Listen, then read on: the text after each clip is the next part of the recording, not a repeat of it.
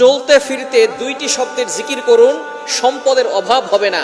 আল্লাহ পাক রব্বুল আলামিন আপনাকে সম্পদ দান করবেন, এটা আল্লাহ পাক রব্বুল আলামিন পবিত্র কোরআনুল কারীমের ভিতরে নিজেই বলে দিয়েছেন। সুতরাং আমরা অনেকেই অভাবের ভিতরে আছি, অনেকেই কষ্টের ভিতরে আছি, অনেকেই দুঃখ কষ্টের ভিতরে জর্জরিত, অনেকে ঋণের বোঝা নিয়ে দুশ্চিন্তার ভিতরে আছেন, টেনশনের ভিতরে আছেন। যত ধরনের টেনশন আছে, যারা ফ্রাস্ট্রেটেড পিপল, তাদের জন্য এই দুইটি আমলের কথা বলবো।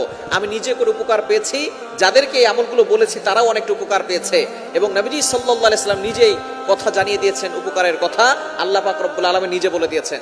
আপনি চলতেছেন ফিরতেছেন, ওযু ছাড়াও আপনি আমলগুলো করতে পারবেন। একেবারে সহজ দুইটি আমল। নাম্বার 1, এক নাম্বার আমল হচ্ছে ইস্তেগফার। আস্তাগফিরুল্লাহ, আস্তাগফিরুল্লাহ, আস্তাগফিরুল্লাহ। এই শব্দ কি অনেক কঠিন। আস্তাগফিরুল্লাহ পারে না এটা কিন্তু কোনো মুসলমান নাই যারা আস্তাগফিরুল্লাহ পড়তে পারে না। সবাই আমরা আস্তাগফিরুল্লাহ পড়তে পারি। এর উপকার কি কি আল্লাহ পাক রব্বুল আলামিন নিজে বলছেন। কোরআন খুলেন 29 নম্বর পারার 11 নম্বর পৃষ্ঠার 8, 9, 10, 11 নম্বর লাইন, সূরা নূহের 10, 11, 12 নম্বর লাইনগুলোতে আল্লাহ পাক রব্বুল আলামিন বলে দিয়েছেন, ফাকুলতু আস্তাগফিরু রাব্বাকুম ইন্নাহু কানা গফফারা। তোমরা ইস্তেগফার পড়ো, আল্লাহ পাক রব্বুল আলামিন তোমাদের গুনাহ খাতাগুলো ক্ষমা করে দিবেন। গফিরা লাহু মা তাকাদ্দামা মিন যামবি, all previous sins will be forgive.